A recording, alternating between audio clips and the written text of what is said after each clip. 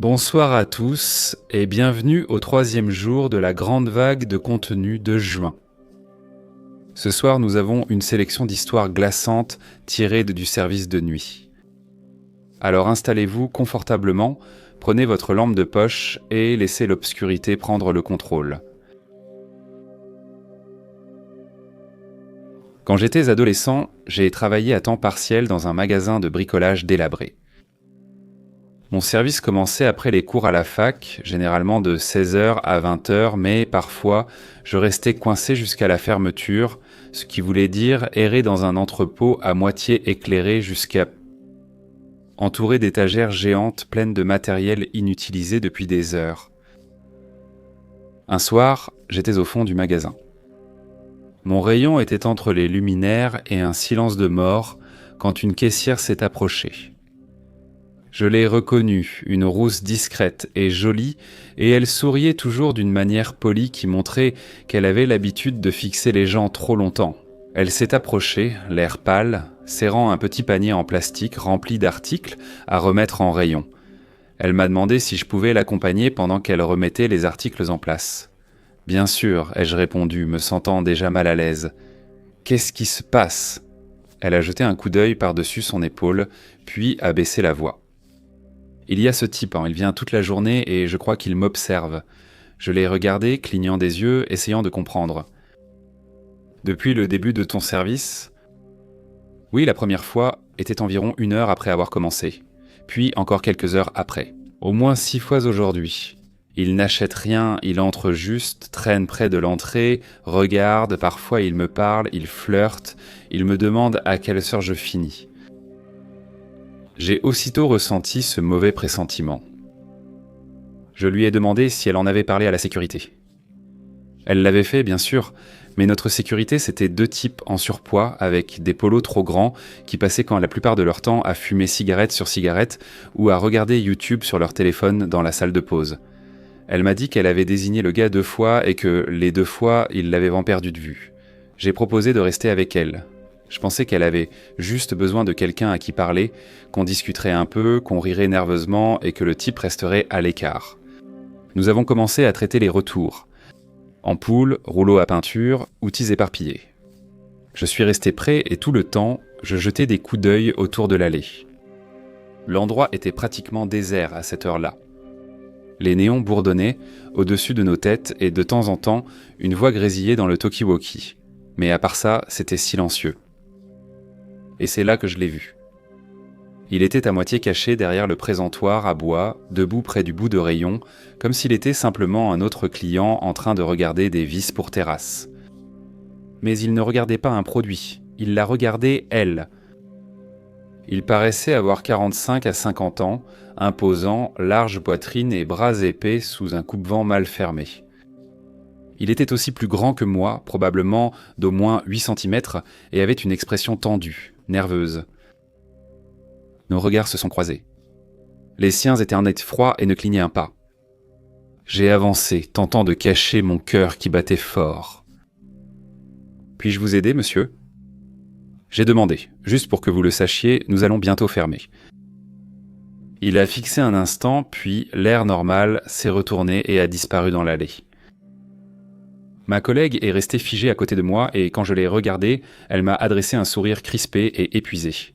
« C'était lui, dit-elle. » Nous n'en avons pas beaucoup parlé. Elle a terminé les retours rapidement. Je l'ai raccompagnée et suis resté près d'elle jusqu'à sa sortie. J'ai proposé de la raccompagner jusqu'à sa voiture, mais elle a dit qu'elle s'était garée près de l'entrée principale sous un lampadaire et que tout irait bien. Et quand j'ai pointé ma sortie et que je suis sorti, le parking était presque vide, il ne restait qu'une poignée de voitures regroupées dans la section des employés, sauf une. Elle était garée tout au bout du parking, à moitié dans l'ombre, trop loin du magasin pour un client ordinaire. J'ai plissé les yeux pour essayer de voir si quelqu'un était à l'intérieur, mais je n'ai tout simplement pas pu le dire. Je suis monté vite dans ma voiture et suis parti encore plus vite. Le lendemain, ma collègue est venue me trouver avant mon service. Elle semblait plus bouleversée. « Il m'a suivi », a-t-elle dit. Après mon départ, je crois qu'il était dans cette voiture.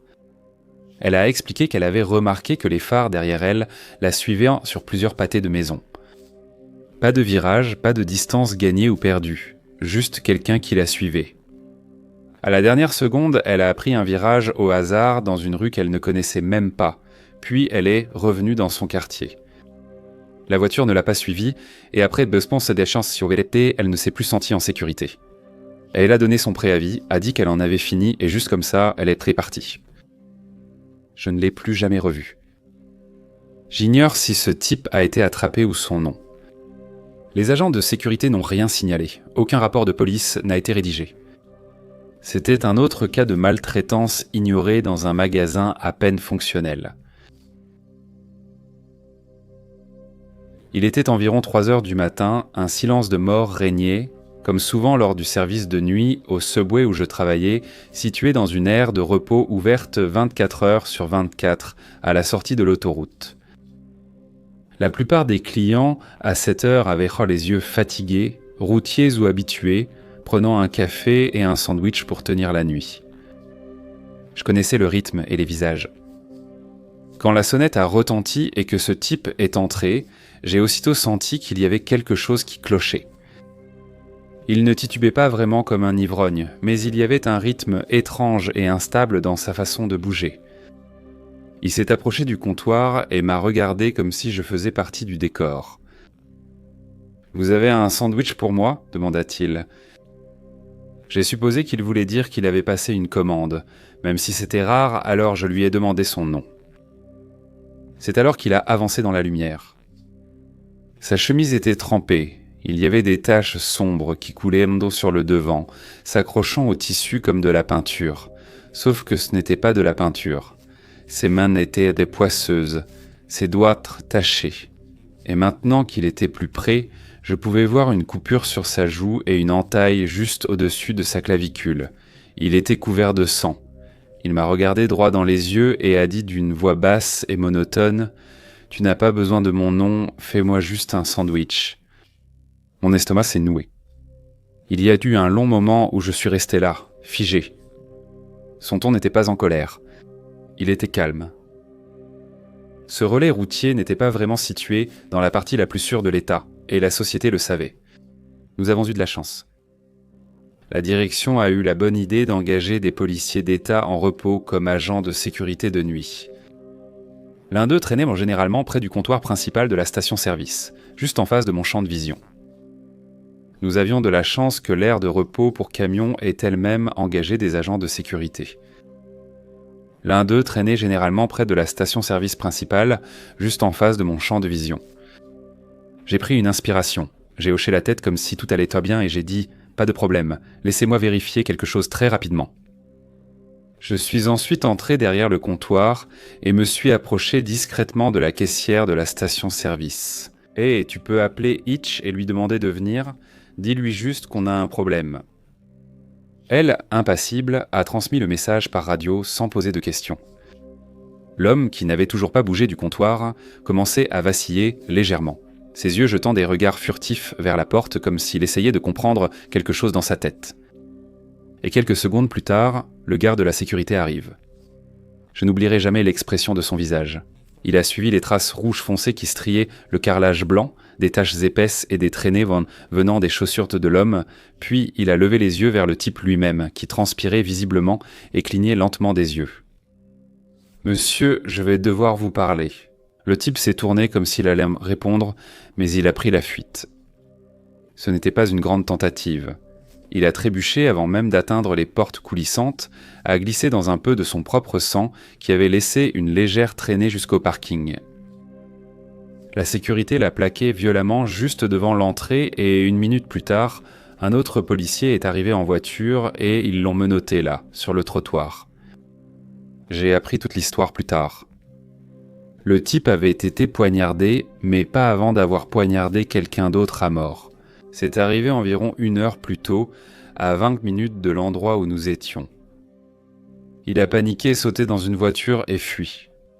La station-service n'était qu'un endroit pour faire le plein, peut-être prendre à manger, peut-être continuer à avancer jusqu'à ce que l'adrénaline retombe et que les conséquences le rattrapent. Sauf qu'il était en état de choc. Il n'avait même pas réalisé combien il saignait. Il est entré dans ce Subway, l'air de rien, comme un gars cherchant un sandwich. J'ai mal dormi après ce service. Ce n'était pas le sang, même si cette image m'est restée en tête des semaines. C'était à quel point il avait l'air normal, à quel point il aurait pu continuer comme si de rien n'était. Si personne n'avait bien regardé. Pas de cris, pas de menaces, juste une voix calme et froide demandant un sandwich, alors que le corps qu'il avait laissé derrière lui appelait encore. Parfois, je me demande ce qui se serait passé si la sécurité n'avait pas été en service cette nuit-là, ou peut-être lui en particulier, ou si j'avais hésité encore plus longtemps, si j'avais tourné le dos au type. Mais je ne l'ai pas fait et maintenant je fais toujours confiance à cette intuition. Je travaillais de nuit dans un casino au Nevada. Le casino Silvercrest, établissement de taille moyenne, ne dormait jamais vraiment, mais connaissait des moments calmes. Je travaillais comme agent d'entretien sur la salle de jeu. Mon travail était simple, nettoyer les cendriers, essuyer les machines et garder les toilettes impeccables. J'avais 20 ans à l'époque. Vers 4h du matin, je terminais mon dernier tour dans les toilettes des hommes. J'étais affecté à ce poste. Le casino était presque vide. Seuls quelques joueurs invétérés et rares vagabonds étaient présents. En passant la serpillière près des lavabos, un homme d'environ 65 ans est entré. « Le sol est mouillé, faites attention où vous marchez », lui ai-je dit. Il a hoché la tête, est allé à un urinoir et j'ai repris mon travail. Quelques minutes ont passé et j'ai remarqué qu'il était toujours là, debout. Il n'utilisait pas l'urinoir, il traînait simplement. Puis, du coin de l'œil, je l'ai vu me regarder. Finalement, après ce qui m'a semblé une éternité, il s'est éloigné et s'est approché de moi. Et, juste pour que tu saches, je n'ai pas pu pisser à cause de toi. La grosse, j'ai eu le cerveau gelé en essayant de comprendre ce que je venais d'entendre. Merci, ai-je répondu en forçant un rire gêné, essayant de faire comme si de rien n'était, parce que, j'étais au travail et je devais rester poli. Il a souri. Et il était sorti.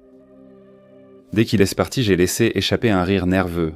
Non pas parce que c'était drôle, mais parce que j'avais été tellement pris au dépourvu. Rien de tel ne m'était jamais arrivé auparavant. Quelques minutes plus tard, j'avais fini de nettoyer quand il est revenu. Il s'est approché agitant un billet de $10 froissé. Je dois juste vous donner un pourboire, ça va ? J'ai hésité, mais refuser aurait été encore plus étrange. Bien sûr. Quand j'ai tendu la main vers l'argent, il m'a saisi le poignet et tiré vers lui. Il m'a étreint fermement avant que je réagisse, ses bras verrouillés autour de moi. Je me débattais en essayant de reculer, mais il était fort. Puis j'ai senti sa main glisser le long de mon dos, serrant fermement. « Tu es juste trop sexy. » Pris de panique, je me suis dégagé et j'ai quitté les toilettes. Les mains tremblantes, j'ai appelé la sécurité à la radio. J'ai besoin de quelqu'un ici, dans les toilettes des hommes, tout de suite. 2 agents sont arrivés en moins de 2 minutes. J'ai expliqué précipitamment ce qui venait de se passer, encore secoué par la rencontre, mais je m'attendais à ce qu'ils agissent immédiatement, au moins pour escorter le type dehors. Il a fallu toutes les autorités. Au lieu de ça, l'un des agents a poussé un soupir et a échangé un regard avec son collègue avant de dire « Écoutez, il n'y a pas grand-chose qu'on puisse faire à ce sujet. C'est un client payant. La direction évite la police. Si cela pose encore problème, informez-nous et nous agirons. » Je les ai observés, cherchant une réassurance. Mais c'est tout. Pas de rapport, pas de confrontation. Juste une règle tacite selon laquelle préserver l'image du casino comptait plus que ma sécurité.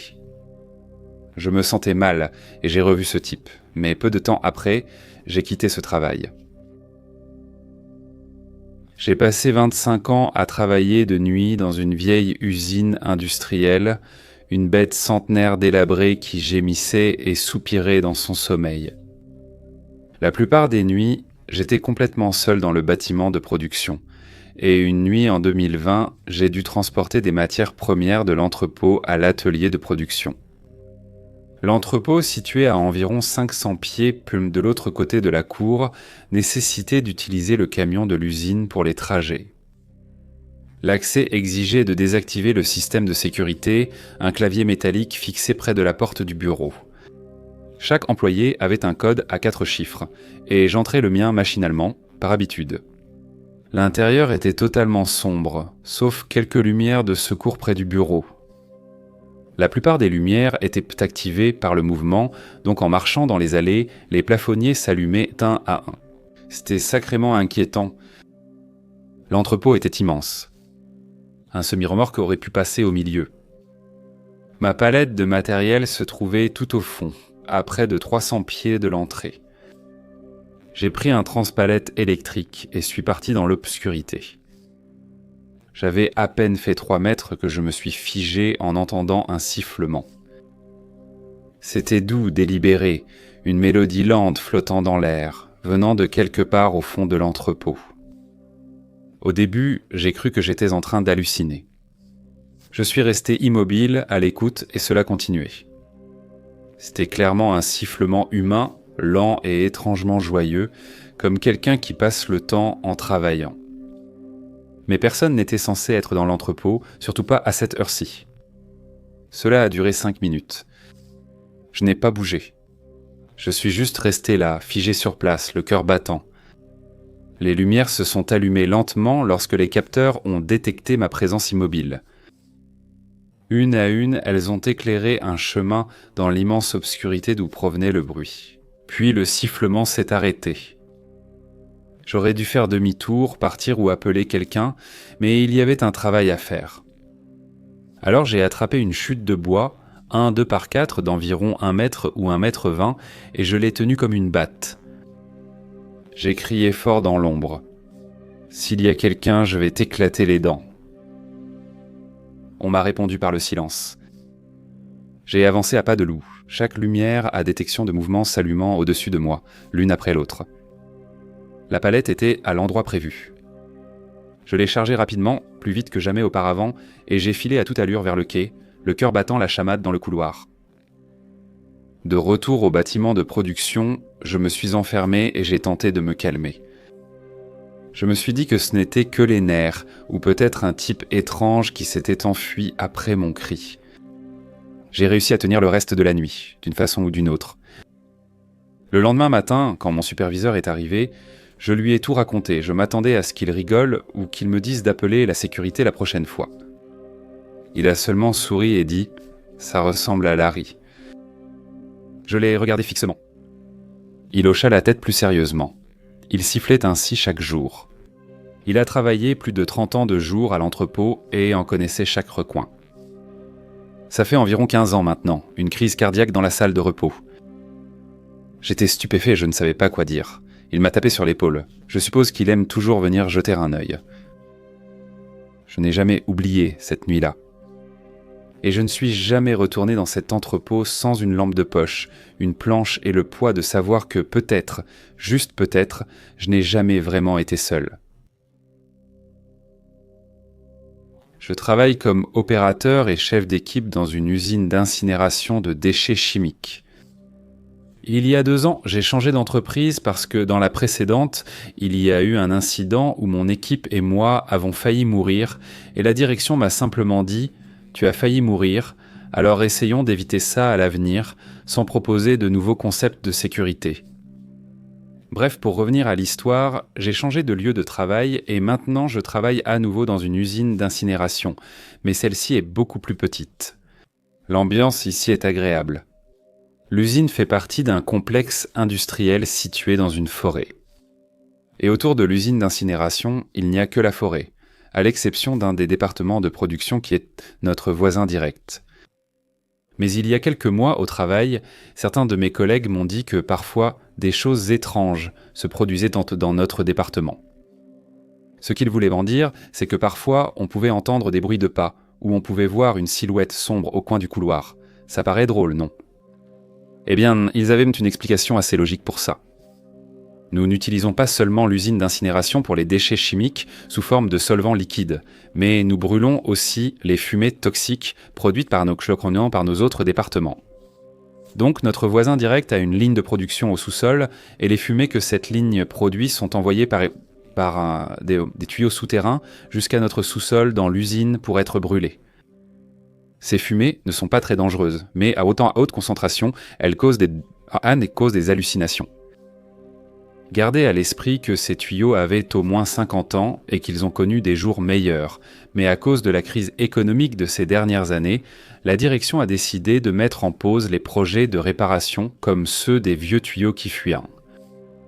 Si la climatisation était coupée longtemps au sous-sol, les fumées pouvaient s'y concentrer et provoquer des hallucinations. Ils ont dit que la plupart des choses étranges venaient sûrement de ça. Je vais maintenant évoquer mon expérience. Il y a 1 mois, j'avais le service de nuit et mon collègue était malade, donc j'étais seul. 99,99% du temps, il ne se passait rien. Tu faisais 2 rondes dans l'usine pour relever des données et vérifier les problèmes. Je ne me suis pas trop inquiété d'être seul, même si c'était ma première fois dans l'entreprise. J'étais même content parce que j'avais prévu de regarder un film. Donc j'étais là pour le service de nuit et j'ai fait ma première ronde d'inspection. Rien d'inhabituel jusqu'à ce que j'ai besoin de récupérer des données au sous-sol. Je suis descendu et je me suis dirigé vers le capteur pour récupérer les données. Soudain, j'ai entendu un grincement derrière moi et des pas descendant les escaliers en métal. Je me suis retourné, sans rien voir bien sûr. Mais j'étais un peu curieux. Pourquoi ? L'escalier est solide comme tout. Un de mes collègues est assez obèse mais vraiment super sympa, et quand il descend les escaliers, ils ne font pas le même bruit fort que celui que je viens d'entendre. Donc quoi que ce soit qui a fait ce bruit devait peser au moins 370 kilos ou plus. J'en ai conclu que ça devait être des hallucinations causées par ces vapeurs, alors j'ai décidé de continuer ma visite et d'allumer la climatisation pour plus tard. Lors de cette visite, j'ai aussi aperçu une silhouette sombre dans un coin, mais je me suis dit que ce n'était que les vapeurs. 4 heures plus tard, j'ai fait ma 2e et dernière tournée d'inspection. Comme avant, tout était normal. Puis vint le sous-sol. Je tremble encore en y repensant. Je suis redescendu. La climatisation était allumée, tu te souviens, donc ça voulait dire pas de fumée. Et en descendant, j'ai de nouveau entendu des pas juste derrière moi. Je me suis retourné, mais il n'y avait rien à voir. J'ai alors continué vers les capteurs et soudain, j'entends à nouveau les pas. Mais cette fois, ce n'était pas seulement des pas, c'était quelqu'un qui courait. Je me retourne d'un coup et j'aperçois une ombre juste à temps alors qu'elle tourne au coin. Un peu secoué, j'ai vite récupéré les données. Je voulais juste remonter et laisser le sous-sol pour ce soir. En montant les escaliers, j'ai entendu des pas précipités, cette fois de 2 directions. Un venant de derrière et un autre venant d'en haut. J'en ai assez et je fonce moi-même à l'étage. Quand j'arrive en haut des escaliers, je me retourne légèrement et je vois une ombre massive à mi-chemin dans l'escalier. Je retourne en courant dans la salle de contrôle et je ferme la porte. Je me souviens avoir allumé la clim. Cela signifiait qu'aucune concentration de fumée ne devait provoquer d'hallucination. Je tremble, pour de vrai cette fois. Je me demande si je vérifie la climatisation en bas ou si j'attends. Alors que je me tiens devant la porte pour quitter la salle de contrôle, j'entends des pas derrière la porte. Ce ne sont pas des pas discrets, mais ce sont des pas. J'ai choisi de ne pas jouer les héros et d'attendre la prochaine équipe. Plus tard, l'équipe suivante est arrivée et je leur ai parlé de ma garde de nuit. Ils ont d'abord ri, disant que c'était sûrement encore la clim qui posait problème. J'ai ri avec eux et accepté, même si je n'étais pas vraiment d'accord avec l'argument de la clim en panne. Les 2 jours suivants, c'était le week-end et j'ai tout oublié. Puis, le lundi matin pour ma prise de service. J'ai un peu discuté avec les gars de l'équipe de nuit. Mon expérience revient sur le tapis et je commence à rire comme il y a quelques jours. Mais mes collègues, eux, ne rientaient pas. Je leur ai demandé pourquoi. Eh bien. Il s'avère que la climatisation fonctionnait parfaitement, mais ce qui a vraiment rendu mon expérience effrayante, c'était autre chose. Le département voisin producteur de fumée ne fonctionnait pas. En raison d'un manque de clients, il n'avait pas toutes les lignes actives pour l'année, et pendant mon service de nuit, toutes les voies de production étaient arrêtées. Cela signifiait qu'il ne pouvait jamais produire ces fumées, ce qui voulait dire que ce que j'ai vu là-bas n'était pas des hallucinations causées par les fumées, mais autre chose. Tout ce que j'ai vu et entendu au sous-sol était réel. Aucune hallucination comme beaucoup en faisaient dans l'expérience tout le temps. Non, je venais simplement de vivre quelque chose qui effrayait tout le monde. Mes collègues se montrent désormais prudents envers le sous-sol, et les responsables de l'incinérateur l'ont signalé à la hiérarchie. Ils ont lancé une enquête il y a 2 semaines, mais n'ont pas pu trouver de cause logique à l'origine des bruits et des ombres, et n'ont pas non plus trouvé de solution. Leur plan ? Nous devons réparer ces tuyaux au plus vite, et installerons caméras et capteurs la semaine prochaine, pour comprendre la situation au sous-sol. Je travaille de nuit dans un centre de rééducation. L'établissement a une entrée avec portail équipé de 2 caméras, l'une placée en hauteur pour surveiller le portail et une caméra de sonnette pour les gros plans. J'étais plongé dans la paperasse quand un mouvement à l'écran a attiré mon attention. Un homme est passé devant le portail puis il s'est arrêté. Il était resté quelques secondes avant de se retourner. Il a alors levé la tête et regardé la caméra en face. Il restait immobile, fixant sans cligner des yeux. Cet endroit est dans un quartier difficile, j'y vois souvent des gens traîner. D'habitude, je ne fais pas attention à eux, mais il avait quelque chose d'étrange. Son visage était vide, ses yeux absents. Ce n'était pas seulement le regard habituellement drogué, mais quelque chose de plus profond et de pire. Comme s'il envisageait quelque chose de terrible. J'ai appuyé sur l'interphone. « Hé mec, ça va ?» Il n'a même pas bronché. Il a continué à fixer l'objectif comme s'il voyait à travers moi. Notre règle, sauf s'ils sont blessés ou essaient d'entrer, on les laisse. Inutile de provoquer quelqu'un de potentiellement dangereux. Je l'ai donc laissé faire. Mais il n'est pas parti. Pendant 2 heures, il est resté là. Les yeux rivés sur la caméra, sans jamais détourner le regard. Le même regard vide, la même immobilité inquiétante. Finalement, je me suis levé pour faire un tour rapide, juste pour chasser le malaise qui me montait dans le dos. Quand je suis revenu, il était parti. Plus aucune trace de lui, aucune empreinte dans la terre, rien. Et je crois que c'était encore pire. Hiver 2012. J'avais 18 ans, presque 19, et je travaillais dans une station-service d'une petite ville paisible en Angleterre. C'était un boulot correct, bien payé pour un étudiant à la fac, mais les horaires étaient nuls. Avec mes amis, on sortait boire et s'amuser. Coincé derrière un comptoir, je servais des chauffeurs de taxi et parfois un ivrogne entrant après la fermeture du pub. Les seuls bruits qui remplissaient champ de ces heures tardives étaient hantés le bourdonnement lointain des voitures sur la route principale et les rares claquements de la porte quand un client entrait par hasard. Mais cette nuit-là était différente. Tout a débuté comme un service classique, servir, nettoyer, réapprovisionner. La routine machinale pour tuer le temps. Comme c'était l'hiver, les nuits s'étaient longues et l'obscurité dehors semblait épaisse et lourde. La lueur faible des lampadaires éclairait à peine le trottoir, rendant impossible de distinguer qui que ce soit clairement derrière la vitre. La station-service se trouvait dans un endroit plutôt banal, en face d'un pub miteux et juste à côté d'une ruelle menant à un lotissement tranquille. Je n'aimais jamais cette ruelle, même de jour elle me faisait peur. Il devait être 3 ou 4 heures du matin. Je finissais de nettoyer une étagère quand j'ai remarqué quelque chose. Du coin de l'œil, j'ai vu une silhouette debout dans la ruelle, juste au-delà de la portée de la lumière. Il se tenait parfaitement immobile, son visage caché par les ombres. Mais je pouvais distinguer ses vêtements. Une veste sombre et ample, la capuche relevée, les mains profondément enfouies dans ses poches. J'ai d'abord pensé que c'était simplement un homme attendant un taxi ou fumant une cigarette. Mais quelque chose dans sa façon de rester immobile m'a mis mal à l'aise. Mais je me suis dit que j'exagérais. Je me suis assis derrière le comptoir, j'ai jeté un coup d'œil à mon téléphone et j'ai commencé à jouer à un jeu pour passer le temps, c'est Ticket Service pour Exit, qui s'est éternisé et avant que je ne m'en rende compte, il était 5 heures du matin. Je lève les yeux, il est encore là. J'ai eu l'estomac noué.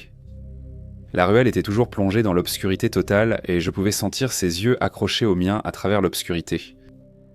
Mon pouls battait à mes oreilles. Le pire, les rues étaient désertes. Personne, pas de voiture, juste lui et moi. Une sensation horrible me tordait l'estomac. Je le fixais comme hypnotisé. Je n'osais pas détourner le regard, craignant qu'en clignant des yeux, il ne se rapproche. Je me répétais qu'il ne pouvait pas entrer. Je me disais que j'exagérais, mais ce sentiment, cet instinct primal brut, ne me quittait pas. Au bout d'un moment, je n'ai plus pu me retenir. Il fallait que j'aille aux toilettes. Je suis parti peut-être 2 minutes, et quand je suis revenu, il était toujours là, debout exactement au même endroit. Il n'avait pas bougé d'un pouce. J'ai senti ma gorge se serrer, comme si quelque chose m'étranglait. Je me suis dit que je ne ferais pas ma dernière tâche, qui était de sortir les extincteurs et les seaux de sable, jusqu'à ce que mon collègue vienne me remplacer. Il était hors de question que je sorte seul alors qu'il était là. Le temps s'est éternisé. Je n'arrêtais pas de jeter un coup d'œil à l'horloge, comptant les secondes jusqu'à l'arrivée de mon collègue. Vers 6 heures du matin, alors que les premières lueurs du jour commençaient à poindre dans le ciel, la silhouette a finalement disparu. Il n'est pas parti en marchant. Il ne s'est pas retourné et a disparu dans l'obscurité de la ruelle, comme s'il n'avait jamais été là. Mais je savais qu'il l'était. Quand mon collègue est enfin arrivé, je n'ai pas pu sortir de là assez vite. Il faisait encore nuit, mais je m'en fichais. D'habitude, je rentrais à pied en 10 minutes après mes services, mais pas cette nuit-là. J'ai appelé un taxi pour éviter tout risque. Assis à l'arrière, je jetais encore des regards derrière moi, m'attendant presque à ce qu'ils me suivent. J'ai informé collègues et familles de ce qui s'était passé. Ils ont écouté, mais aucun d'entre eux n'a jamais vécu quelque chose de semblable. Ils l'ont pris à la légère, mais pas moi. Dès cette nuit, chaque service a ressenti quelque chose de différent. J'avais sans cesse l'impression qu'il était là, observant et attendant. J'avais l'impression qu'au moment où je baisserais ma garde, il frapperait. Rien ne s'est jamais passé après ça, mais j'avais toujours peur. Je sentais ses yeux me regarder. J'ai quitté l'été suivant et je suis content de ne jamais avoir eu à y retourner. J'étais autrefois masseur thérapeutique médical dans une clinique très fréquentée et entièrement intégrée. Nous n'étions pas un centre de bien-être classique, tout était réuni. Un médecin, 3 chiropracteurs, une infirmière praticienne, une équipe de physiothérapie, une salle de sport et un technicien en échographie. À 5, nous accueillions plus de 350 patients chaque semaine. C'était la folie, mais on finissait par s'habituer au chaos. Nous avons établi de solides liens avec nos clients. Pompiers de 4 casernes, groupes d'enseignants, équipes de construction. Beaucoup de monde. Tout ce qui compte, c'est que je veux que tu comprennes à quel point on était proche de nos habitués. L'un de ces gens s'appelait Al. C'était un gars immense, 1,99 mètres pour près de 136 kilos. Il était électricien et travaillait principalement sur des propriétés commerciales, surtout dans de vieux hôtels. Au moment où cela s'est produit, je soignais Al régulièrement depuis presque 2 ans. Il était fiable et toujours gentil. Un jour, il est venu après cela. Il était pâle, les yeux cernés de profondes ombres. Je l'ai salué comme d'habitude, l'ai laissé s'installer dans la salle de massage privée, puis suis revenu. En lui réchauffant les muscles, j'ai dit doucement « Tu n'es pas obligé d'en parler si tu ne veux pas, mais tu sembles perturbé. Est-ce que ça va ?» Il y a eu un long silence, puis il a dit « Je n'en ai parlé à personne. Je ne sais pas si tu me croiras. » Des frissons ont parcouru mon bras. « Tu réalises que tu me parles, non ? Tu peux me faire confiance. » Ça l'a fait rire. « Oui, tu vois ces 2 vieux hôtels avec lesquels j'ai un contrat ? L'un d'eux a eu une panne totale de chauffage, ventilation et climatisation la nuit dernière. Pas de climatisation, les lumières clignotaient et quelque chose faisait sauter les disjoncteurs dans le sous-sol. J'ai reçu l'appel vers 11h et me suis retrouvé là-bas dans le noir, travaillant près de la chaufferie avec mes outils. C'est un endroit vraiment sordide. Des murs en pierre, des tuyaux qui fuient et sentent la rouille et le vieux. Je suis en train de resserrer une fixation quand je sens un changement dans l'air.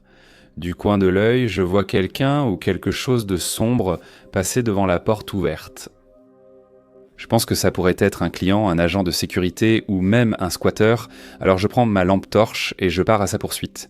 Elle est assise sur les marches, simplement assise là. Une fille pieds nus d'environ 10 ans. Elle baisse la tête et pleure. Quelque chose coule sur son visage et en m'approchant, je vois que c'est du sang. Elle pleure du sang. Mon Dieu, ai-je chuchoté. J'ai demandé si elle allait bien, elle ne répond pas, puis se lève soudainement et court dans les escaliers. Je la poursuis, mais quand j'arrive à un haut des escaliers, elle avait disparu. Aucune porte n'était ouverte, aucun bruit, il n'y avait rien. Alors, qu'est-ce que tu as fait ? J'ai appelé la sécurité. Ils étaient eux déjà sur place et un gaz était descendu et on s'est séparés pour chercher. Peu après, il appelle la radio, paniqué, et demande à l'hôtel de prévenir la police. Je cours le rejoindre. Avant que je parle, il demande « Elle pleurait du sang ?» Il a vu la même fille. Il a dit qu'elle s'est levée dans le couloir, que quand elle s'est retournée, ses yeux pleuraient du sang, puis elle a couru au coin du couloir et a disparu. Ils ont appelé la police qui a fouillé tout le bâtiment. Aucun client ou chambre manquant. Aucune effraction constatée, on ignore comment elle est descendue au sous-sol sans clé. Ils étaient en stupéfaits. Il ne se laissait pas facilement effrayer. Il acceptait des travaux dangereux dans des quartiers louches, tirait des câbles la nuit dans des hôtels en construction, mais cela l'avait profondément bouleversé. Quelques semaines plus tard, il est revenu, il a dit que lui et le gardien de sécurité en avaient parlé plusieurs fois, mais que personne d'autre n'avait pris ça au sérieux. Les flics croyaient Ntoué à une blague et le directeur de l'hôtel a simplement dit qu'ils étaient sûrement fatigués et stressés. Il n'a pas discuté, il a juste dit qu'il ne redescendrait pas là-bas tout seul la nuit, et il ne l'a pas fait. Il a commencé à sous-traiter ce travail particulier à un de ses subordonnés, lui a dit qu'il y avait un problème de rongeur ou quelque chose comme ça, mais il n'en a jamais parlé à sa femme, disant qu'elle penserait qu'il perdait la tête. Mais moi je le croyais. Je travaille comme agent de sécurité d'entrepôt depuis presque 2 ans maintenant. La plupart des nuits se passent sans incident, seul dans le bâtiment vide, parfois croisant un chat errant sur le parking. Je préfère la solitude, elle ne me dérange pas. Il était environ 4 heures du matin cette nuit-là, et je faisais ma ronde habituelle autour de l'entrepôt. L'air sentait la pluie, mais l'orage n'était pas encore arrivé. Pour passer le temps, j'ai chanté, une habitude prise chez les scouts lors de longues randonnées. La chanson était banale, juste là pour combler le silence. Quand j'ai entendu une autre voix chanter la même chanson derrière moi. Mon estomac s'est noué si fort que j'ai cru que j'allais vomir. Je me suis retourné vite, ma lampe de poche fendant l'obscurité, et c'est là que je l'ai vue. Mince, presque squelettique, ses yeux étaient exorbités dans leurs orbites, et sa peau était marquée et rugueuse comme s'il avait traversé l'enfer et en était à peine revenu. Il se balançait, se grattant les bras en me regardant. Je me suis figé, mon esprit me hurlait de bouger, mais mon corps ne voulait pas obéir. « Qu'est-ce que tu fais ici ?» ai-je demandé. Il est juste resté là à me fixer sans répondre. « C'est une propriété privée, ai-je dit, la voix un peu plus tremblante que je ne voudrais l'admettre. Tu dois partir maintenant, j'appelle la police. » Il a eu un sursaut à ces mots, a jeté un coup d'œil autour de lui comme pour vérifier si nous étions seuls, puis il s'est retourné et a commencé à s'éloigner. À chaque pas, il regardait derrière lui. Je n'ai respiré qu'après sa disparition. Même à ce moment-là, je n'étais pas convaincu qu'il était vraiment parti. Quand j'ai été absolument sûr d'être seul, je me suis précipité à l'intérieur et j'ai verrouillé la porte derrière moi. J'en ai parlé à mon superviseur le lendemain, il a juste hoché la tête en disant « Oui, ça arrive, on s'y habitue. » Pas moi, j'ai des acouphènes. Parfois, j'entends des bruits qui ne sont pas vraiment là, de faibles échos, des sons fantômes, et avant, je mettais ça sur le compte de mon imagination. Mais maintenant, chaque fois que j'entends quelque chose qui ressemble même vaguement à un pas derrière moi, je me retourne. Parce que cette nuit-là, sans le chant de ce type, je ne sais pas si je pourrais raconter cette histoire. Il y a environ 8 ans, j'ai commencé à travailler chez Marks & Spencer au Royaume-Uni. C'était un de mes premiers vrais emplois, et j'en ai aimé la plupart des aspects. Le rythme, les clients, cette étrange camaraderie qui naît en pliant des pulls tout en écoutant les petites enceintes de musique pop dans le magasin. Ce n'était pas seulement à cause de la faible lumière ou des escaliers grinçants comme dans un orphelinat victorien. C'est l'histoire d'intégration qui s'est ancrée dans ma tête. Chaque lieu de travail semble en avoir une. Et un jour, Carole m'a dit, très nonchalamment, au fait, la cave est tentée. Je parie que tu ne peux pas finir l'inventaire sans crier. Elle m'a lancé un clin d'œil et un sourire en coin, comme pour une plaisanterie d'intégration. Évidemment, j'ai levé les yeux au ciel. Je ne crois pas aux fantômes. À l'époque, j'ai pensé que c'était une blague d'anciens employés aux nouveaux. Environ 7 mois après le début de ce travail, quelque chose d'étrange s'est produit. Lors d'une soirée calme, on m'a demandé de réapprovisionner des produits secs, biscuits, soupes en conserve et ingrédients pour la pâtisserie, principalement stockés dans le sous-sol, accessibles par une lourde porte en acier et un escalier étroit, et non dans la réserve derrière la surface de vente. C'était l'une de ces tâches qui pouvaient prendre une bonne demi-heure, parfois plus, si les articles étaient enfouis derrière le stock saisonnier en surplus. Je n'étais pas ravi, mais j'ai pris le scanner sur mon téléphone et suis descendu, rendant le travail plus supportable en écoutant de la musique. J'ai posé mon téléphone sur une étagère vide pour diffuser ma playlist à fond. Les murs étaient peints en béton et l'air était toujours quelques degrés plus froid que dans le reste du magasin. À l'intérieur, tout semblait silencieux, comme dans une tombe. Au bout d'une dizaine de minutes, quelque chose a bougé.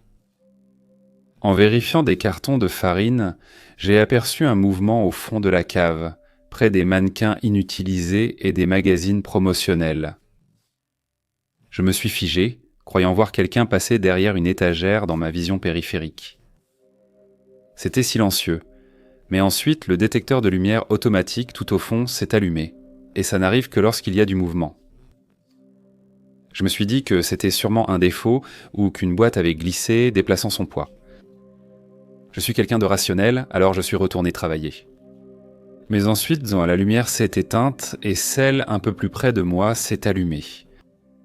Je ne bougeais pas, je n'avais pas mis un pied près de la zone du capteur, elle s'est juste allumée comme si quelqu'un ou quelque chose s'approchait lentement de moi dans le noir, déclenchant la lumière section par section.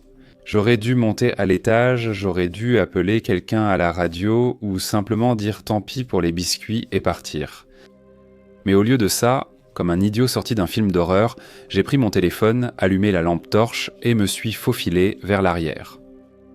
Peut-être que j'avais besoin de me prouver à moi-même que ce n'était que mon imagination. Les mannequins restaient là, à moitié couverts de draps poussiéreux, certains debout, d'autres contre les murs. Leurs yeux sans vie captèrent le faisceau de mon téléphone et le reflétaient d'un éclat terne et sans âme. J'ai vu un bras de mannequin au sol, sans doute venu d'une vitrine démontée et jamais rangée. Je l'ai ramassé et chuchoté. « Oulala, au moins je suis armé, car l'humour m'aide à gérer la peur. » Et j'ai ri, là, seul dans la cave.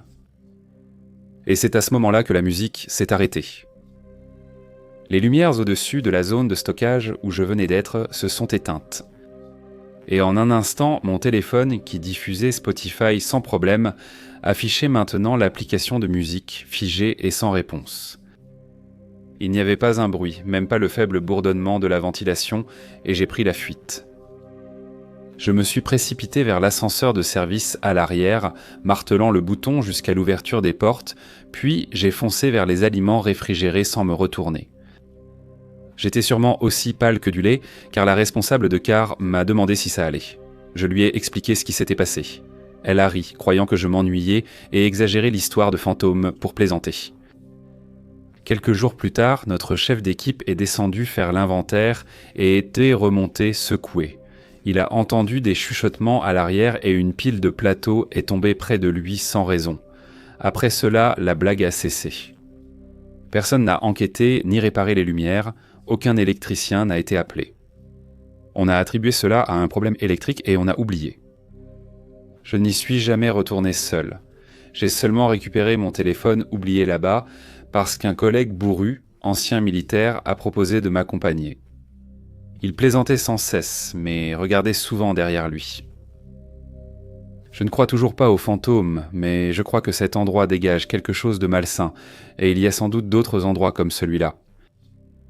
Et la prochaine fois que quelqu'un vous racontera l'histoire du fantôme de Nubia, il serait peut-être raisonnable de le croire, ne serait-ce qu'un petit peu. Je travaillais autrefois de nuit dans un vieux service d'hôpital, probablement de l'époque victorienne. Notre service, l'un des plus anciens, occupait une salle Nightingale reconvertie au haut plafond et longues rangées de lits, pour la plupart séparés par de fins rideaux rouillés au moindre courant d'air du vieux système de ventilation. La nuit, avec les lumières téquintamisées, tout l'endroit prenait une immobilité teintée de sépia. Les seuls sons étaient ceux des machines qui pipaient doucement, des patients qui toussaient dans leur sommeil et le grincement lointain des vieilles canalisations. Les toilettes du personnel étaient au bout d'un couloir, à l'écart du service principal, assez loin pour qu'en cas de problème, personne ne vous entende. L'agencement était simple mais inquiétant. Vous entriez et directement en face de vous, il y avait 2 vieux lavabos en céramique. À gauche, les serviettes en papier et un miroir. À droite, 2 cabines de toilette. Entre les lavabos et les cabines, il y avait un renfoncement qui avait autrefois une porte. Elle avait été enlevée ou cassée depuis longtemps. C'était le placard de rangement, jamais fermé à clé ni utilisé, et la lumière ne marchait jamais. Juste une sombre ouverture béante à côté des réserves de toilette. Ce n'était pas vraiment important. Je me rappelle d'une nuit où, après avoir vérifié les constantes, j'ai quitté le service pour aller aux toilettes du personnel. Le couloir semblait froid. J'ai poussé la porte avec mon coude, les 2 portes des cabines étaient ouvertes et la salle de bain semblait vide. Je suis entré dans la cabine près de la porte et je l'ai verrouillée. Je me suis assis et j'ai fait ce que j'avais à faire. Et de la cabine d'à côté, à seulement quelques mètres, est venu le son indéniable de quelqu'un qui pleurait. Ce n'était pas fort ni exagéré, juste un sanglot doux et étouffé. Une voix de femme. Le chagrin. Je me suis figé. J'ai tenté de le rationaliser quelques secondes. Peut-être qu'une autre infirmière est entrée pendant mon inattention. Peut-être qu'un patient était entré par hasard, mais les pleurs continuaient, doux, constants et déchirants. J'avais à peine le courage de bouger, mais finalement ma peur a pris le dessus sur ma curiosité. J'ai fini aussi vite que possible et suis sorti de la cabine. Les sanglots ont cessé dès que j'ai tourné le loquet. La porte de l'autre cabine était toujours ouverte et vide. Il n'y avait personne, aucun signe que quelqu'un ait été là. Mon cœur s'est mis à battre à tout rompre, comme je ne l'avais pas ressenti depuis mes cauchemars d'enfance. J'ai regardé dans le placard de rangement ouvert par réflexe, mais il n'y avait rien là non plus. J'ai pris quelques serviettes en papier, me suis séché et suis sorti de la salle de bain sans regarder le miroir. Je ne l'ai pas signalé. Qu'est-ce que j'aurais pu dire? Des fantômes qui pleurent dans les toilettes? Ils auraient ri ou pensé que j'étais à bout. Ce n'était pas ma première rencontre avec ceux qui hantaient le service. Ma première garde de nuit à cet étage date de plusieurs mois. J'étais encore nouveau, en train de m'adapter au rythme du travail de nuit à l'hôpital. Ma partenaire cette nuit-là était Marguerite, infirmière chevronnée. Elle avait installé des chaises au bout du service, près du poste infirmier, afin que nous puissions voir toute la rangée des lits. Il était environ 2 heures du matin et elle lisait des dossiers de patients quand elle a murmuré sans lever les yeux « Les pas sont de retour. Qu'est-ce que tu veux dire ?» Je demande. À ce moment, nous les avons entendus tous deux. Des pas doux et lents descendèrent le couloir depuis le lit vide plongé dans l'obscurité. Ils venaient un an vers nous, des pas sur le carrelage, l'un après l'autre, absolument inconfondables. Nous sommes restés immobiles tandis que le marcheur invisible s'approchait puis repartait dans l'autre sens du couloir. Marguerite n'a pas levé les yeux, elle a juste tourné une page. On s'y habitue. Je n'ai pas répondu. Je ne savais pas quoi dire. Au fil des mois où j'ai travaillé dans ce service, j'en suis venu à redouter les couloirs vides, le miroir dans la salle de bain du personnel et l'écho des pas dans les pièces silencieuses. Je n'ai plus jamais utilisé cette cabine précise, pas une seule fois.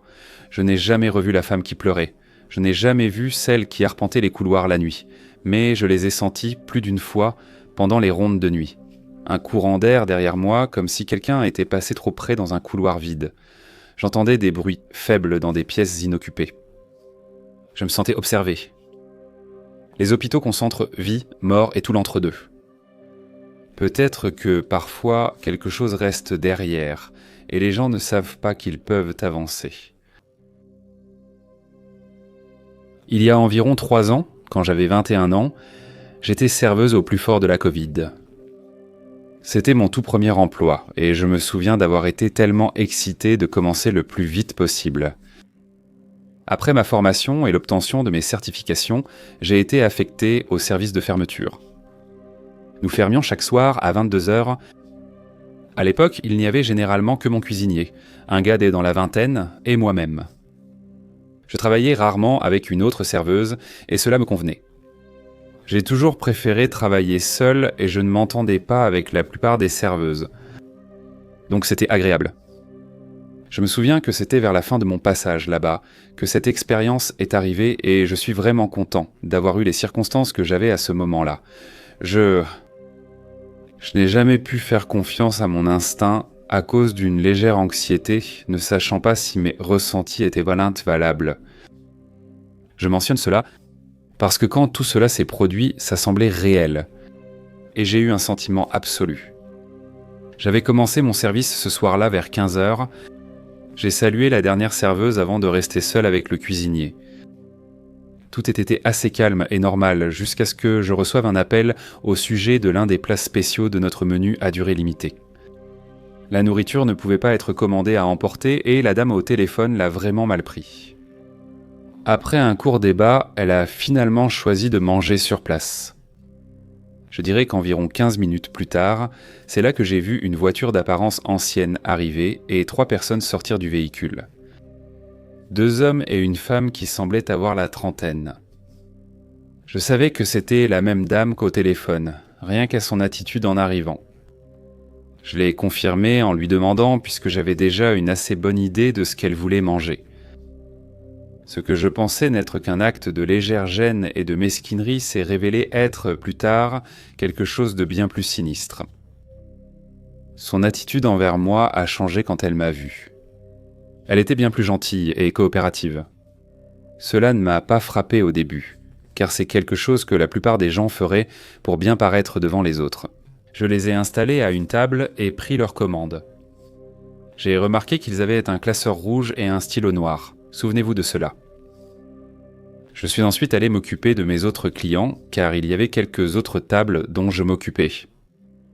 Une fois que j'ai apporté leur nourriture, ils m'ont demandé si je connaissais des agents immobiliers. J'ai trouvé cela normal, car comme c'est un état de vacances touristiques, il n'était pas rare que des gens de l'extérieur cherchent des maisons de vacances. Je dirais qu'au sort ça que c'était raisonnable de ma part de supposer que ce n'était de rien, s'ils n'avaient pas déjà l'air d'être des gens peu recommandables, si tu vois ce que je veux dire. Néanmoins, je leur ai donné le numéro de téléphone d'une agente immobilière que je connaissais bien et bien, comme j'allais souvent à l'église avec elle, il n'y a pas vraiment eu d'autres interactions notables, à part quelques bavardages occasionnels si je n'étais pas occupé ou si je leur resservais à boire. Il était environ 4h30 maintenant, et c'était la dernière de mes tables à quitter le restaurant. Si l'un d'entre vous travaille dans la restauration, vous savez qu'en tant que serveur, on n'a pas vraiment de pause, juste une pause déjeuner la plupart du temps, et parfois même pas ça si c'est très chargé. Alors mon cuisinier et moi avons saisi cette occasion pour prendre une pause bien méritée. Nous sommes sortis derrière eux et avons eu une petite conversation avec eux. Je précise que l'entrée du restaurant avait une longue rampe pour personnes handicapées menant aux portes car le bâtiment était surélevé. Je ne l'ai pas vraiment remarqué sur le moment, mais l'un des hommes a emmené mon cuisinier de l'autre côté de la rampe, près du bout, et discuté avec lui en fumant une cigarette. J'étais derrière la rambarde, en haut, là où la rampe devenait plate. Heureusement, l'autre homme et la femme étaient de l'autre côté de la rambarde, à environ 1,50 m en dessous, mais devant moi. Nous faisions un peu de conversation et ils ont commencé à me poser des questions personnelles, comme si j'habitais dans le coin, si je fumais de l'herbe, quel âge j'avais, etc. Je n'avais pas compris que ce n'était pas une bonne idée de partager des choses aussi personnelles avec des inconnus. Cependant, pour une raison inconnue, cela éveillait quelques soupçons. J'ai répondu de façon très vague à toutes ces questions. Malheureusement, ils continuaient quand même à essayer d'avoir une sorte de communication avec moi en dehors de mon travail, que je dise non ou pas. Je pense que quand ils ont compris que je ne donnerais pas l'information, la femme a abordé le sujet. Elle m'avait dit qu'elle avait une offre d'affaires à me proposer. Il s'agissait d'un service de nettoyage. Je n'aime pas faire le ménage, donc j'aurais refusé de toute façon. Ce qu'elle a dit après a confirmé ma décision. Elle a continué en me disant qu'elle possédait un service de femmes de ménage appelé le service de ménage Pretty Kitty. Elle leur a dit qu'elle avait besoin de filles jolies et jeunes comme moi, qu'elle en avait 10 actuellement et qu'elle voulait développer son activité. Elle mentionne qu'elles sont payées 30 000, sans préciser la durée, et que ce serait une excellente opportunité pour moi de l'aider dans son entreprise. J'ai tout de suite compris à ce moment-là que ce n'était certainement pas une entreprise légitime et que j'étais en danger. Cependant, je ne comprenais pas à quel point j'étais en danger. J'ai poliment décliné son offre et je lui ai dit que j'aimais mon travail tel qu'il était, que j'étais satisfait de travailler pour mon patron. Elle a insisté en disant que c'était très facile et en répétant combien je gagnerais sous sa supervision. Elle a mentionné qu'elle avait une camionnette pour son entreprise et me l'a décrite. Je ne me rappelle plus ses mots exacts, mais je sais qu'elle m'a dit de la suivre à sa voiture.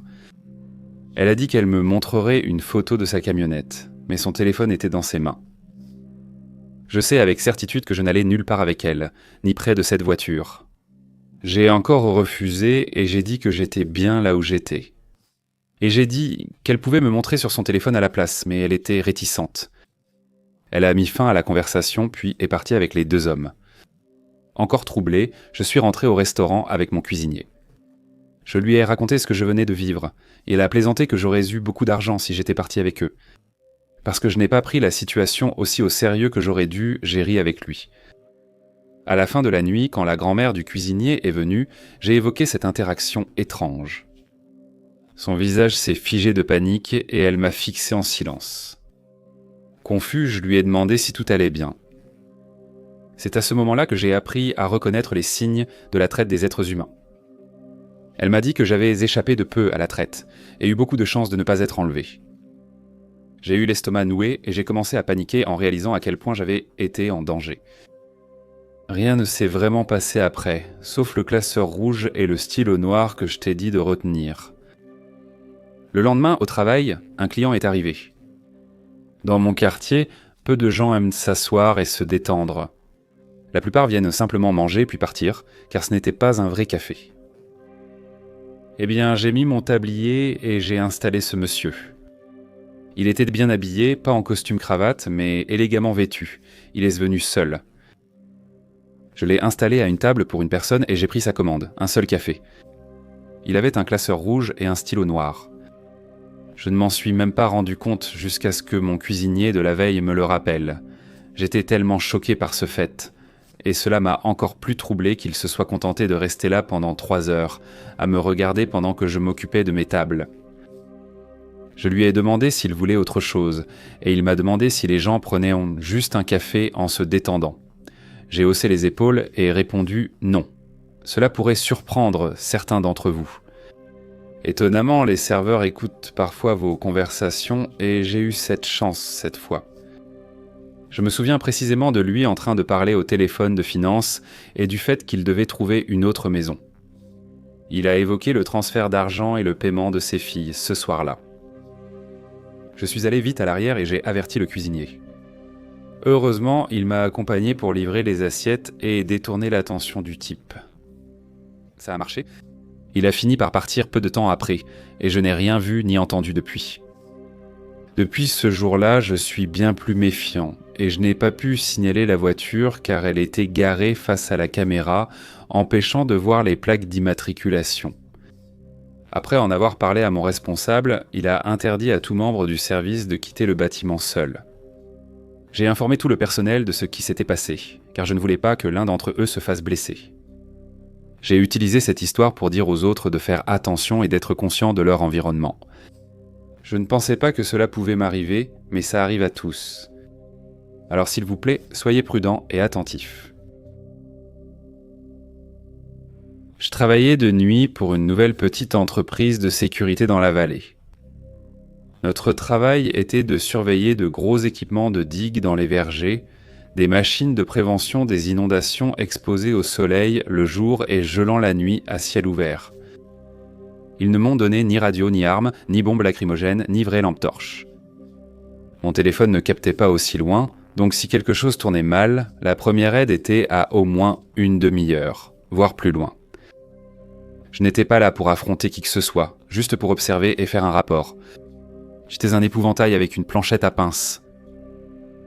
L'endroit où je me suis installé était un tronçon isolé de digues, entouré d'interminables rangées d'amandiers. Un chemin de terre menait à l'entrée et à la sortie. C'était tout. Pour m'approcher discrètement, il fallait marcher des kilomètres dans les broussailles ou traverser les champs gelés et remonter la route en voiture. Et je verrais leurs phares à 1 kilomètre de distance, ou du moins, c'est ce que je croyais. Les nuits étaient mentons calmes et oppressantes. L'hiver dans les vergers signifiait pas d'insectes, pas de bruissement, juste le silence. Et après quelques semaines, j'ai trouvé mon rythme. Je garais la voiture en haut de la digue, posais mes bottes sur Tolobalébé sur le tableau de bord. Je sirotais un café de station-service en attendant la fin de mon service. Une nuit, vers 2h30 du matin, j'étais à moitié assoupi sur mon siège quand j'ai entendu quelque chose d'inhabituel. Un réveil, ce bip digital aigu, faible mais indéniable. Mes yeux se sont ouverts d'un coup, le son venait de l'autre côté de la digue, près du bureau portable des ouvriers, un conteneur avec quelques chaises et une table en plastique. J'ai démarré le moteur, les phares fendant la brume et j'ai avancé vers le bureau. Les faisceaux ont balayé le verger, et c'est là que je l'ai vue. Une silhouette. Juste une seconde, cachée sous la rangée d'arbres, à peut-être une vingtaine de mètres, il y avait une grande silhouette sombre. Elle s'est déplacée rapidement, mais pas comme si elle courait. Plutôt comme si elle se retirait en douceur, disparaissant derrière un arbre. Je me suis figé. J'ai attendu, lampe braquée sur cet endroit, sans rien voir bouger. J'ai entrouvert la porte, mon téléphone levé avec sa lampe torche vacillante. Le bip était plus fort maintenant. Je l'ai suivi derrière le conteneur et j'ai trouvé un réveil en plastique bon marché posé au milieu de la table blanche, affichant 2h34 du matin, hurlant à plein volume. Tout en moi me criait de le laisser là et de partir, mais j'ai ouvert le couvercle des piles et j'ai arraché les piles, les doigts tremblants. Le silence soudain qui a suivi était pire que le bruit. J'ai couru jusqu'à la voiture, claqué la porte et rallumé les phares. Et c'est là que je l'ai vue à nouveau, la même silhouette, seulement plus proche. Maintenant, il était peut-être à 4 rangées, près du sol, presque accroupi derrière un arbre, comme s'il observait, comme s'il avait toujours observé. J'ai fixé l'obscurité, espérant qu'il bouge pour me trahir. Mais il ne l'a pas fait. Il est resté là, silhouette vague dans l'obscurité, longtemps aperçue, posture étrange. Une pensée malsaine a germé au fond de mon crâne. Et si ce n'était pas le seul? Et si ce n'était qu'un leurre? J'ai reculé vite sur la digue, le gravier crissant sous les pneus, et me suis garé où je pouvais tout voir. Route, verger, conteneur. J'ai coupé le moteur et attendu assis. Pendant 3h30. Je n'ai jamais été aussi vulnérable. On aurait dit que le silence avait des dents. Comme si les arbres n'étaient pas seulement des arbres, mais représentaient quelque chose qui attendait. Je me suis même surpris à espérer que quelque chose surgirait des arbres, juste pour briser la tension. Quelque chose pour me crier dessus, pour rendre tout ça réel, mais rien n'est jamais venu. Mon remplaçant est arrivé en retard, une tasse de café à la main, alors que l'horizon s'illuminait. Je lui ai résumé la situation et nous sommes retournés ensemble à l'endroit où j'avais vu la silhouette. Nous avons vérifié la zone et trouvé des empreintes de pas. D'énormes traces de bottes, bien plus grandes que les miennes, étaient profondément enfoncées dans la terre. Elles allaient et venaient dans un couloir étroit entre les arbres, comme si quelqu'un faisait les 100 pas. Les empreintes menaient vers le bureau portable puis s'arrêtaient brusquement. Plus aucune trace, ni de voiture, juste disparu. On aurait dit que quelqu'un était apparu soudainement, avait erré un peu puis disparu. Nous l'avons signalé au patron et sa réponse ? C'est sûrement une blague des gars du chantier, ne t'en fais pas. J'ai remis ma démission plus tard cette semaine-là. Je ne sais pas ce qu'il y avait dehors cette nuit-là. Je ne veux pas le savoir. Mais je n'ai plus jamais voulu être là depuis. Je travaillais de nuit dans une station-service qui faisait aussi supérette du mauvais côté d'une petite ville. Ce n'est pas mon pire boulot, mais on s'en approche. On croise les habitués, des ivrognes nocturnes en quête de cigarettes, des travailleurs de nuit accros au café et quelques toxicos, la plupart du temps inoffensifs. Ma collègue Cynthia était toute petite, peut-être 1,57 m les bons jours, avec de longs cheveux blonds et de grands yeux. Elle était vraiment gentille avec tout le monde et riait facilement de mes bêtises sarcastiques. Le travail était au moins pénible quand on pouvait plaisanter et essayer de se surpasser l'un l'autre. Avec les chansons les plus idiotes de la radio. Je suis différente. Carrure large, corps trapu, cheveux coupés très courts, physique de joueuse de football américain chez une femme. Ce n'était pas voulu, je suis devenue ainsi. Mon trouble obsessionnel compulsif rend les cheveux longs, insupportables, alors je les ai toujours coupés très courts. Et j'ai appris que les gens ne t'embêtent pas quand tu as l'air de pouvoir les balancer à travers une cloison. Mais ensuite, il y a eu le type dans le camping-car. La première nuit où il est entré, je réapprovisionnais les cigarettes derrière la caisse. Cynthia était au comptoir de la charcuterie, à 1,50 m de là, en train de préparer des taquitos, ou ce qui tenait lieu de nourriture fraîche dans ce trou à rats. Le gars du camping-car entre tranquillement, comme s'il faisait une balade de minuit, la cinquantaine bien tassée, longue barbe grise et un sweat à capuche sombre. Au début, il discute simplement. Quelque chose dans son attitude me déplaisait. Ses yeux étaient fixés sur Cynthia comme si elle était un chevreuil et qu'il l'imaginait déjà dans le fond de son congélateur. Il riait trop longtemps à ses blagues, puis posait des questions personnelles. Demandait si elle avait un mari, puis disait quelque chose comme quoi ça devait être agréable de travailler avec une si jolie petite chose. Les mots étaient corrects, mais c'était la façon dont il les disait. Écœurant. Il a ensuite posé des questions sur sa fille. Je me relève lentement de l'étui à cigarette, les yeux fixés sur le reflet dans le congélateur. Cynthia sourit, mais c'est forcé maintenant. Elle recule vers la vitrine du traiteur et le gars du camping-car contourne le côté ouvert du comptoir comme s'il était chez lui. Je descends de la caisse et traverse la pièce en 4 longues enjambées. Le temps que je l'atteigne, elle est coincée contre l'évier pour se laver les mains. Nulle part où aller. Je m'interpose, mais 1,90 m de « ne lui fait pas de mal » et il s'arrête puis recule. Ses yeux croisent les miens et s'y attardent trop longtemps. Il achète du diesel pour son camping-car et part sans un mot. Mais ça ne s'arrête pas. Il revient, pas toutes les nuits, seulement celles où Cynthia et moi travaillons ensemble, toujours la même routine. Il achète du diesel, traîne dans le coin, essaye de lui parler de choses de plus en plus personnelles comme où elle habite, à quelle heure elle rentre chez elle, si elle a des tatouages, et sa phrase préférée « Je parie que ton copain ne te traite pas bien ». On comprend vite, je commence à jouer les gardes du corps, Cynthia reste polie mais distante, et je lui lance un regard qui veut tout dire. Vas-y, essaie. Je l'envoie à l'arrière pour de fausses courses, genre « Hé Cynthia, tu peux voir s'il reste des cornichons ? Il achète rarement quelque chose. » Juste assez pour éviter d'être viré, puis il gare son camping-car près des pompes à diesel, assez loin du magasin pour échapper aux lumières de sécurité. On ne dit rien, mais on sait qu'il nous observe derrière ces petites fenêtres sales, attendant. Plusieurs fois, il reste après la fermeture. Cynthia, mère célibataire au petit budget, vient à pied et refuse qu'on la ramène. Je la suis donc chez elle dans ma vieille Civic, Phares allumée, à 8 km à l'heure.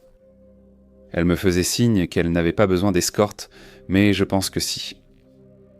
On l'a signalé plusieurs fois au responsable, qui répondait toujours qu'on ne pouvait rien faire tant qu'il n'avait rien fait de mal.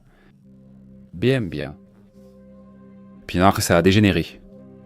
Cynthia a pris une pause cigarette à l'arrière vers 2h du matin, juste 5 minutes pendant que je remplissais le frigo. J'étais presque à la porte arrière quand je l'ai entendu crier. J'ai trouvé le gars du camping qui l'avait coincé derrière le bâtiment, près de la benne à ordures, un couteau de poche dans une main et l'autre appuyé contre le mur à côté de sa tête, l'empêchant de s'échapper. Il marmonnait, mais je ne l'entendais pas clairement. Les yeux écarquillés et les bras serrés contre sa poitrine. Par hasard, le concierge dans l'arrière-salle a vu la scène via les caméras. Il était déjà en train de sortir en trombe par la porte de derrière quand je suis arrivé. Nous lui avons tous deux foncé dessus en criant « J'étais prêt à le plaquer », mais il s'est enfui vers le parking, a disparu dans son camping-car et est parti en trombe avant qu'on puisse relever la plaque. Nous tremblions. Cynthia semblait avoir vu un fantôme. Elle n'a pas pleuré, restant immobile, la cigarette tremblante en main. Le pire, c'est que la direction n'a même pas appelé la police, ne voulant pas s'en occuper car cela nuirait aux affaires et risquait de créer un scandale. Cynthia, pour son dernier service, est simplement partie sans se changer et n'est jamais revenue. Quelques jours après, j'ai démissionné, non par noblesse, mais parce que j'en avais fini avec la station-service, l'odeur de friteuse, la bière bas de gamme et des managers indifférents à notre sort. Surtout, l'idée que le gars du camping-car puisse revenir me hantait. Peut-être pas pour Cynthia ni pour moi, mais pour quelqu'un. La prochaine fois, il n'y aura peut-être pas de concierge pour surveiller.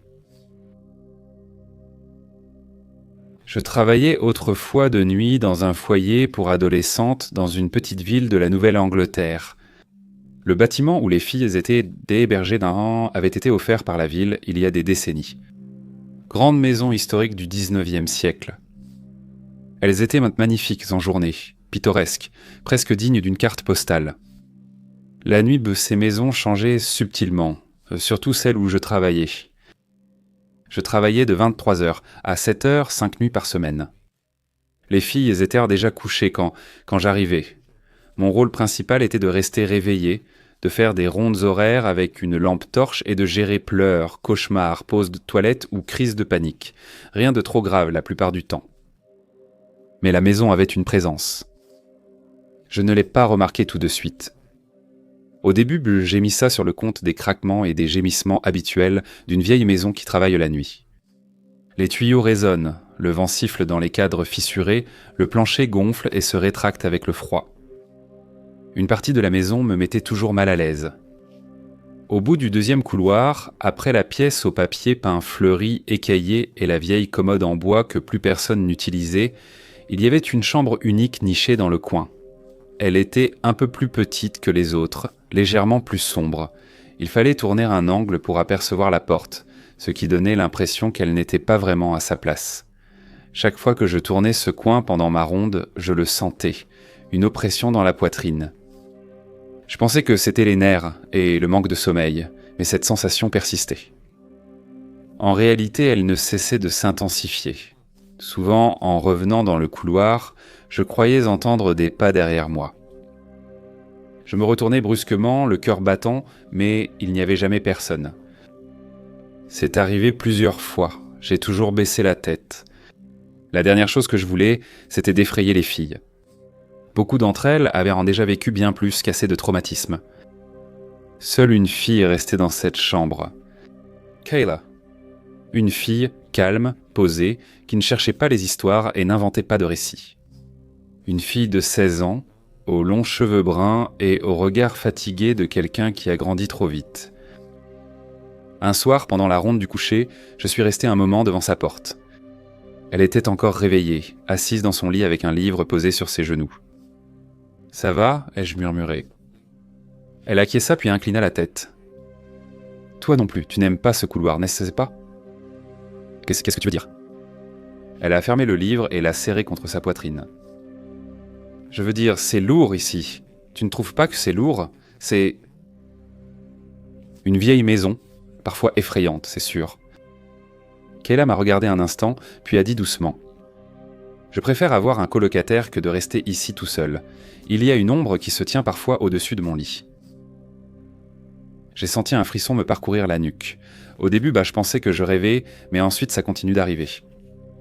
Entre 2 et 3 heures du matin, j'essaie d'ignorer ça, mais j'ai l'impression que ça veut quelque chose.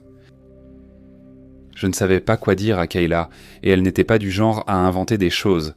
Et son expression n'était pas effrayée. C'était plutôt de la résignation.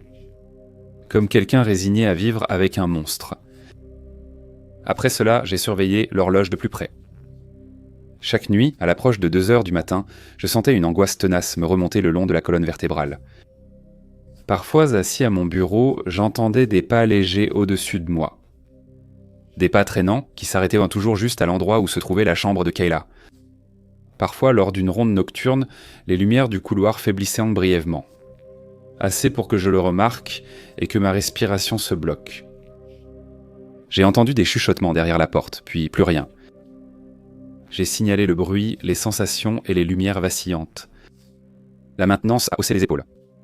Les autres membres du personnel m'ont adressé des sourires entendus, mais n'ont pas vraiment aidé. Un des employés les plus âgés m'a finalement dit que cette maison avait une histoire. Nous avons eu quelques filles qui ont signalé avoir vu des choses au fil des ans, mais si nous en faisons toute une histoire, la ville pourrait retirer son financement. Je lui ai demandé quel genre de choses. Des silhouettes dans les chambres des filles les observent dormir et traversent les murs. La maison des enfants en face, où vivaient Braunfels les plus jeunes, était apparemment encore pire.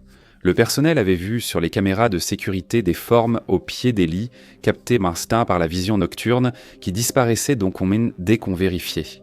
Les enregistrements s'effaçaient toujours mystérieusement avant toute enquête. Nous avons essayé de rester calmes. Nous n'en parlions jamais devant les filles, mais j'étais le seul à parfois me dépêcher de faire les rondes du soir, la lampe torche tremblante à la main, l'estomac noué d'inquiétude. Au bout d'un an, j'ai quitté ce travail. C'est devenu trop, les longues heures, le poids des histoires des filles et, honnêtement, la maison. Cette pièce horrible. Ça fait quelques années maintenant, mais je pense encore à cet endroit plus que je ne le devrais, et je me souviens encore de son odeur et de ce que je ressentais là-bas. Je ne crois pas aux fantômes, du moins je n'y croyais pas, mais encore aujourd'hui, l'idée de tourner à ce coin-là, de me retrouver devant cette pièce à 2h du matin, me donne la chair de poule.